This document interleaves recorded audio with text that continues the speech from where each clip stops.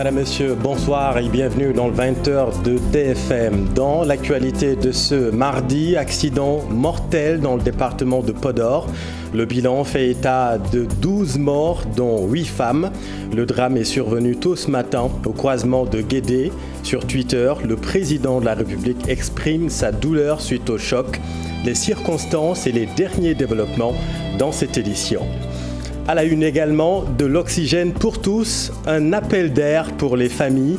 L'oxygène médical désormais gratuit pour les malades du Covid admis en soins intensifs dans les établissements privés. On vous explique tout dans cette édition. Andgesum se rebiffe. L'Alliance des syndicats autonomes de la santé réclame la matérialisation des accords signés avec le ministère de la Santé et de l'Action sociale. La pandémie ne doit pas être un prétexte pour l'État selon les professionnels de la santé. L'actualité, c'est aussi la météo. Elle se résume en 2 mots. Pluie et orage sur une bonne partie du territoire. Le ciel restera menaçant jusqu'en fin de semaine. Nous ferons le point.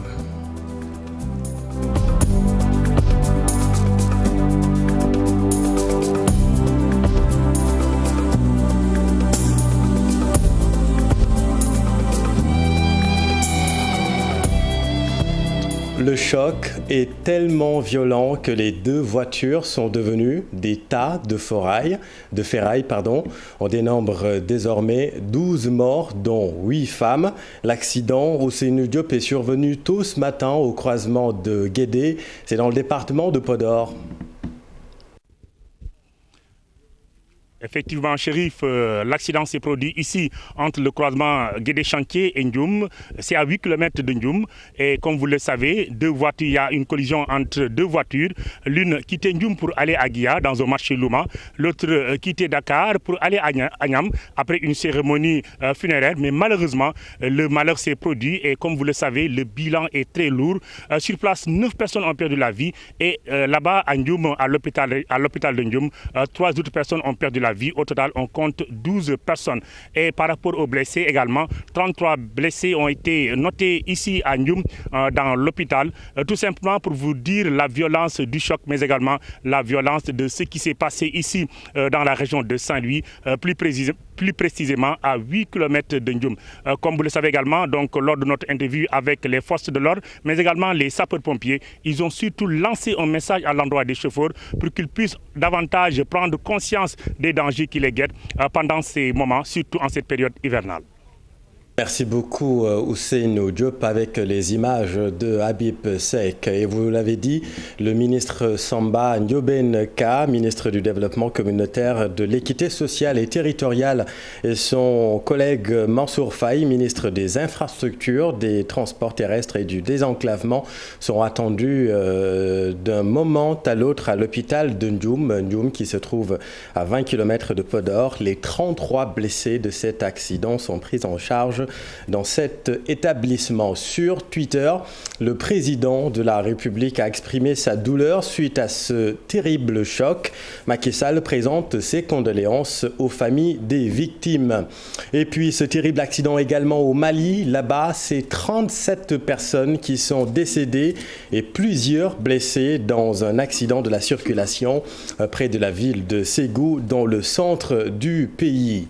Et en ces douloureuses circonstances, intéressons-nous à l'état de vos balais essuie-glaces et à l'usure des pneumatiques. Vous le savez, pour rouler en toute sécurité durant la saison des pluies, il est fortement conseillé de procéder à un check-up complet de votre véhicule. Les pneus, par exemple, lesquels choisir pour éviter les dérapages durant la saison des pluies. Voyons tout cela avec Cher Diop et Diafaraba. De l'eau visible partout. Des voitures qui roulent souvent à vive allure. En cette période d'hivernage, certains véhicules se déplacent avec des problèmes techniques. Les problèmes d'organes, c'est surtout avec les pneus. Avec la pluie, les pneus, l'adhérence des pneus manque trop. Il n'y a pas trop d'adhérence. Du fait de la pluie, du fait que la route est un peu mouillée, il y a un problème d'adhérence. Et c'est ça qui augmente les accidents. Les gens doivent rouler de façon très prudente du moins, mais et faire attention, c'est simplement ça. Ce monsieur est expert en pneumatique, plus de 25 ans dans le domaine. Pour lui, la qualité des pneus est plus que nécessaire. Il y a certains, on les rencontre, ils achètent même des véhicules à 80 millions, 50 millions et ils se permettent d'acheter des pneus à 8 000, 10 000. Voici un pneu usé. Donc en période d'hivernage, vous voyez, c'est le pneu qui évacue l'eau pour éviter les aquaplaning, les dérapages et autres. Et pour cette évacuation, ce sont ces rainures qui servent à évacuer l'eau. Vous voyez là, c'est usé. Donc là, on ne peut plus évacuer l'eau. Le pneu est arrivé à sa fin. Quand on arrive à sa fin, on doit le remplacer. Les défauts de pneus sont souvent notés dans les accidents mortels au Sénégal. En cette période, la prudence est de mise. À ce moment-là, vraiment, on n'a pas besoin de conduire la façon que les gens conduisent ici. Donc vraiment, les gens doivent vraiment faire attention. Conduire doucement, c'est la meilleure solution. Tout le monde doit faire vraiment doucement. C'est ça, oui. Il n'y a pas d'autre solution. Le Sénégal fait face à une recrudescence d'accidents de la route. Le dernier en date est l'accident de Guédé dans le département de Podor. Un choc très mortel qui a fait plus de 8 morts. Suffisant pour rappeler l'importance de pneus de qualité pour le véhicule. Merci Cheikh. Et justement, durant cette période de saison des pluies, actuellement, le ciel est toujours menaçant. La météo se résume en 2 mots, pluie et orage. Les parties est du pays seront particulièrement bien arrosées. Un phénomène qui va persister jusqu'en fin de semaine, nous disent Ibou Diouf et Youssou Baro. La pluie, quelques magnifiques gouttes d'eau qui tombent du ciel. Mais quand des millions de gouttelettes s'ajoutent les unes des autres, le décor change, le ton est clément et les experts parlent de la météo. Hier, ce qui s'est passé, c'est qu'on a eu une circulation cyclonique, donc dans notre jargon qu'on appelle vortex cyclonique, qui était positionnée entre le Sénégal et le Cap-Vert. Donc il y a eu pas mal d'activités pluvio-orageuses qui sont formées au niveau de l'océan. Et c'est cette circulation cyclonique qui est associée à d'autres conditions dynamiques et thermiques, donc ce qui ont fait qu'il y a eu pas mal de pluie sur le pays. La saison des pluies qui débute habituellement depuis des années à la mi-juillet a pris du retard cette année.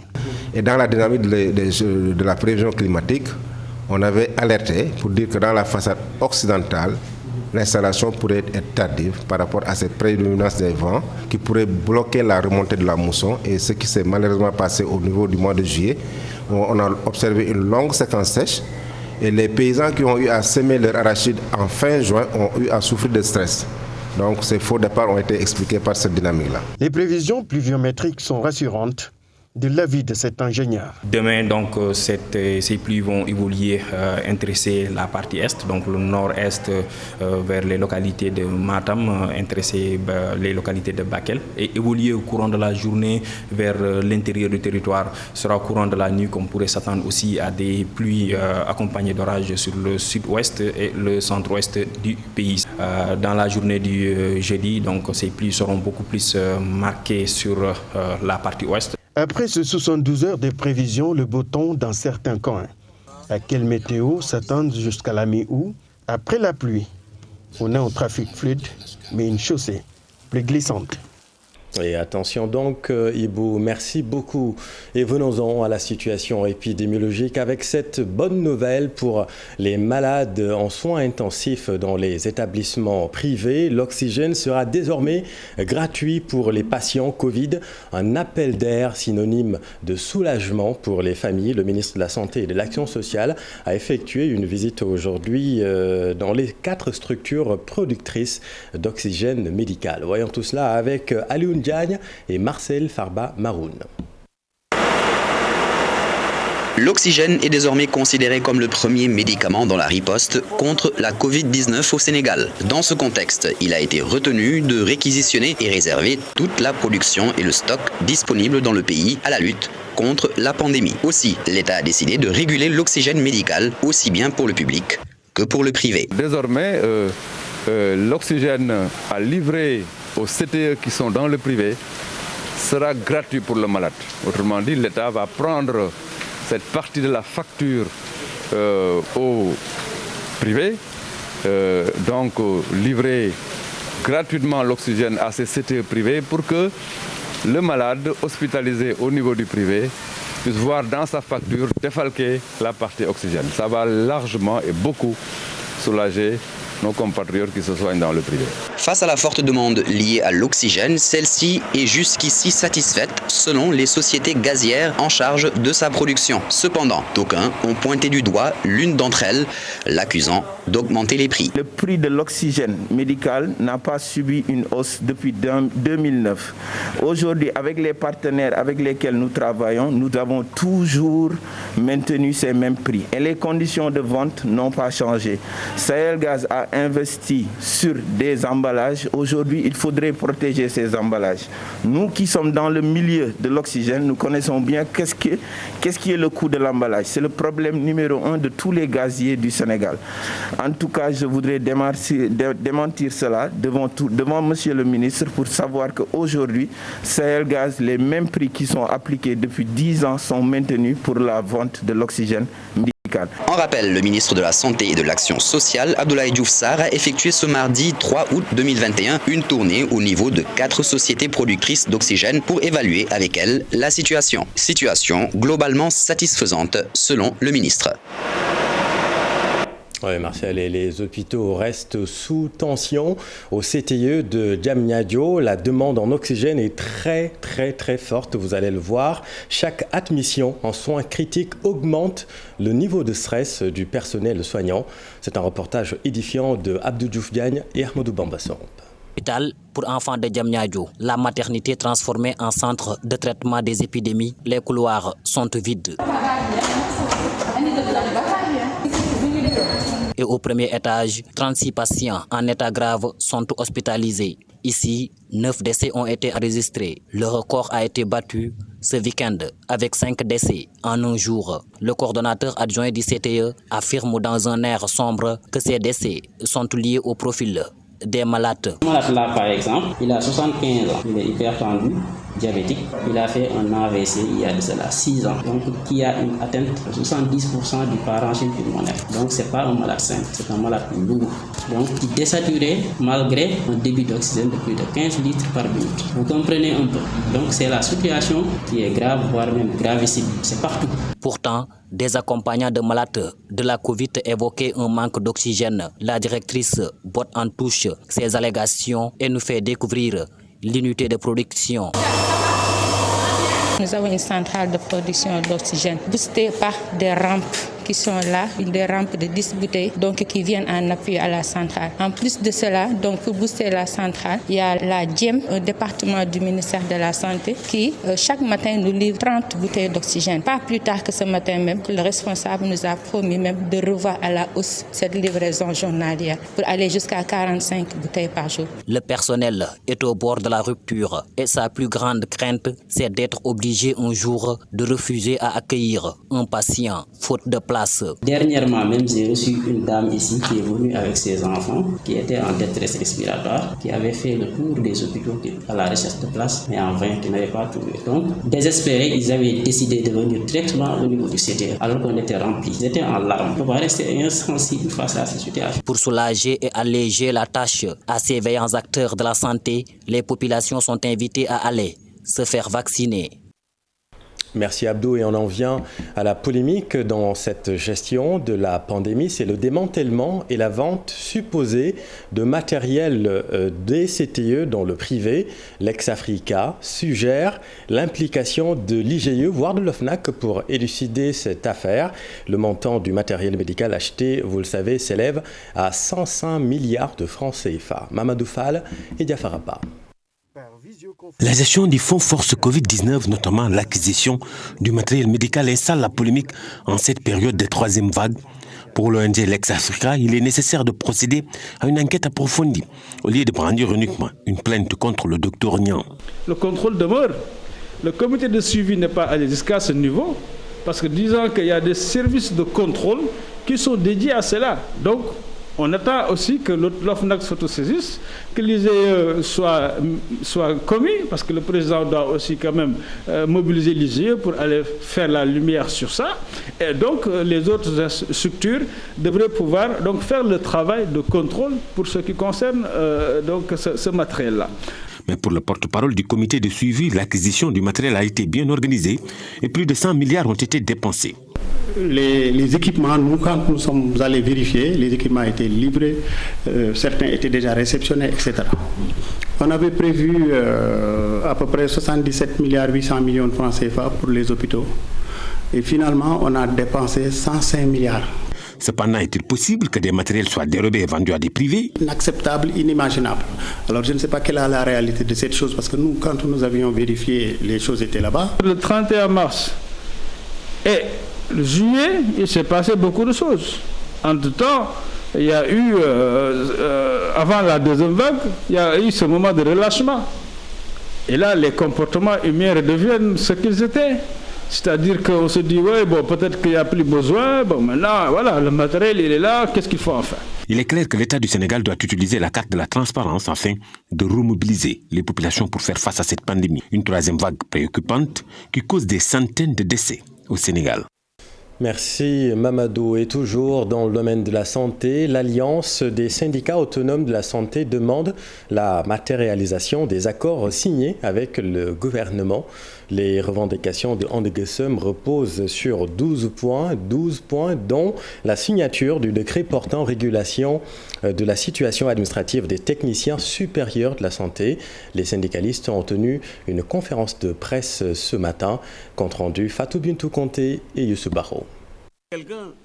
En dépit de la situation sanitaire actuelle avec un taux de létalité inquiétant dû au coronavirus, la coalition Andegesum, cette alliance syndicale de la santé, déterre la hache de guerre et compte faire face à l'État. Quand on parle de variant ou de vague, ce n'est pas notre problème parce que personne ne connaît mieux que nous ce que c'est un variant ou une vague. On sait très bien.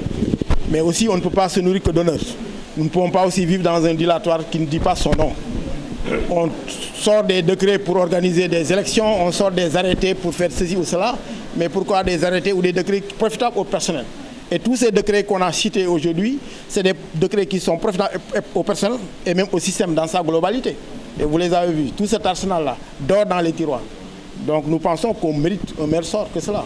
Car selon eux, le gouvernement est en train de semer la zizanie en parlant de 7 milliards qui leur a été octroyés. Une somme d'ailleurs dérisoire. Sur 1000 milliards, si 105 milliards sont dédiés à la santé, nous pensons que les 95% ou les 80% ne doivent pas constituer d'achat de matériel ou d'équipement, je pense bien. Nous pensons très bien qu'on aurait pu motiver davantage le personnel. Andegesum déplore aussi la méthode utilisée pour la vaccination contre la Covid-19. Selon Balo Diatia et ses camarades, on assiste plutôt à un vaccino-show. Le dispositif est là, nous avons un PEV de routine. Et nous pensons que si ces camarades-là ont la motivation qu'il faut, si on les met dans les conditions, chacun sait la population, pour ne pas dire sa zone de responsabilité, on pourrait disposer de tous les chiffres, de tous les indicateurs, savoir qui a été vacciné, qui ne l'a pas été, qui est immunisé, qui ne l'a pas, partiellement ou pas. Mais si on organise à la française ou à la je ne sais pas quoi, là, des vaccinodromes, qu'on comparait pour nous autres à des vaccinaux chauds. Face à toutes ces difficultés que vivent ces travailleurs de la santé et malgré les nombreuses alertes, Andegesum compte se faire entendre dès demain. Qui voyage loin ménage sa monture. Donc ce n'est pas une course de vitesse comme l'a dit la camarade de Ndeye Diakhaté. Et au pas, au trot et au galop. Au pas, on commencera par ces séances de sitting qui sont simplement une manière d'extérioriser nos sentiments parce que les sittings c'est de 10h à 13h. Alors maintenant à Vélingara, frontalier avec 3 pays voisins du Sénégal, le département de Vélingara est une zone carrefour où sévit beaucoup de risques sanitaires. Les habitants de cette localité réclament la construction d'un hôpital de référence. On voit tout cela avec Abdoulaye Diallo. Avec une population de près de 500 000 habitants, le département de Vélingara réclame un hôpital de référence. La position géographique de ce département fait de Vélingara une zone vulnérable et exposée à plusieurs risques sanitaires. Vous savez, Vélingara, c'est un département carrefour. C'est un département exposé. Vous vous souvenez sur les cas importés, le moment où le Covid était vraiment en plein développement, on était en pleine pandémie. la première vague. Parce que Vélingara fait frontière avec 3 pays. Et imaginez tous les autres pays de la sous-région qui veulent venir en Gambie sont obligés de passer par Vélingara, par le département de Vélingara. Donc ce qui fait rendre Vélingara vulnérable et exposé à beaucoup de pathologies qui circulent dans cette sous-région. Donc il est important d'avoir un hôpital de référence ici à Vélingara. Il est très important. Et ça, j'insiste, et je suis aux côtés de ceux qui sont en train d'exiger. C'est une demande, et je pense que le chef de l'État doit être informé. Vélingara aujourd'hui fait une population de plus de 400 000 âmes. Et il est temps aujourd'hui pour Vélingara d'avoir un hôpital de niveau 2 ou même niveau 1. Mais aujourd'hui, à l'heure où nous parlons, Vélingara a un centre de santé, vraiment ce qui n'est pas du tout favorable à la bonne santé des populations de ce département. D'où leur appel à l'endroit du président de la République. Nous lançons cet appel au président de la République qu'il nous entende lors de sa prochaine tournée en Casamance, qu'on entende que Vélingara va faire sa première pierre. Voilà, le président de la République va venir à Vélingara pour faire la première pierre de l'hôpital de niveau 1 ou de niveau 2 à Vélingara. Ça, on le souhaite. Nous le souhaitons vivement, et d'autant plus que depuis 2012, le président Macky Sall n'a pas posé les pieds à Vélingara. Vélingara enregistre les 65% des enfants de la région de Kolda. Un autre facteur qui pourrait amener les autorités centrales à renforcer le système sanitaire dans cette partie du pays. Tout autre chose à présent à Hambourg, 1500 jeunes seront recrutés selon le ministre de l'Emploi et de la Formation professionnelle. Dame Diop renseigne que 3 milliards de francs CFA seront débloqués pour le financement de ce projet. Le voici avec notre équipe à Hambourg. Les jeunes, à l'occasion du conseil présidentiel avec le président de la République, avaient souhaité que les structures créées pour les accompagner se rapprochent. C'est la raison pour laquelle ces structures aujourd'hui sont au niveau départemental et elles vont donc prendre en charge la question de l'emploi, de l'employabilité, de la formation. Ici à Hambourg, comme vous le savez, le président de la République, dans le cadre du programme d'urgence Xëyu Ndaw ñi, a décidé de répartir les emplois et les enveloppes de financement au prorata de la population active de chaque département. Ce n'est pas moins de 1500 jeunes qui seront recrutés ici dans le département d'Hambourg. C'est une enveloppe de 3 milliards de francs qui est mise à disposition pour le département de Hambourg pour le financement des projets des jeunes. Et ce pôle va travailler avec des structures telles que l'ANPEJ, le 3FPT, l'ADER, l'ONFP, entre autres. C'est les jeunes qui vont venir s'inscrire, ils vont être accueillis par l'ANPEJ qui va les entretenir et décider avec eux de leur projet ou de formation ou de financement ou d'emploi et de trouver une solution à cela. Et puis dans l'actualité sportive, toujours pas de stade sénégalais homologué en vue des éliminatoires de la Coupe du Monde Qatar 2022. Compétition, les éliminatoires vont démarrer dans un mois. Le stade de Lat Dior de Thiès, seul fonctionnel du Sénégal, ne figure toujours pas sur la liste des stades homologués. Consolider les acquis, puis s'appuyer sur une synergie d'action inclusive, c'est en résumé le programme du candidat à sa propre succession à la tête de la Fédération sénégalaise de football, Maître Augustin Senghor. Toilettage des textes, autonomie financière et dotation d'infrastructures font partie des 10 axes du programme de Sénégal, Manko Wouti Ndamli. Voyons tout cela avec Cheikh Sadibou Diarra. Maître Augustin Senghor endosse le numéro 10 pour son 4e mandat. Le président sortant de la Fédération sénégalaise de football vient de dévoiler son programme. Celui-ci, intitulé Sénégal Manko Wouti Ndamli, ou à l'unisson pour le succès en français, s'articule autour de 10 axes. Le candidat du consensus à la tête de l'instance fédérale depuis 2009 veut entre autres la mise à jour des statuts et règlements de la fédération, accroître l'assise financière de l'instance, continuer l'édification d'infrastructures propres aux instances du football local pour la détection précoce de talents et leur développement, appuyer financièrement et logistiquement les clubs et la ligue de football professionnel jusqu'à leur autonomie, développer le football à la base via une direction technique nationale forte, sans oublier de valoriser l'expertise locale, insuffler la culture de la gagne dans toutes les sélections, aider les anciennes gloires dans leur reconversion. Avec ce programme, Maître Augustin Senghor dit miser sur la continuité teintée d'une nouvelle vision inclusive. Après 3 mandats consécutifs, il brigue un 4e ce samedi 7 août face au candidat de la rupture, Madi Touré. Et puis parlons basket à présent. Le Sénégal prépare l'Afro-Basket masculin du 24 août au 5 septembre prochain. Un tournoi préparatif est même programmé du 10 au 14 août à Dakar Arena. Le Rwanda et la Guinée sont les pays invités. Les Lions ont aussi un nouveau capitaine. Il s'appelle Youssou Ndoye. Voilà, c'est la fin de cette édition. Merci infiniment de l'avoir suivi. L'info continue dans un instant dans Soir d'Info avec Pape Abdoulaïder. Vous allez le retrouver pour la suite donc de ce bloc d'informations. Restez avec nous. Vous êtes au bon endroit. Excellente soirée de programme sur T.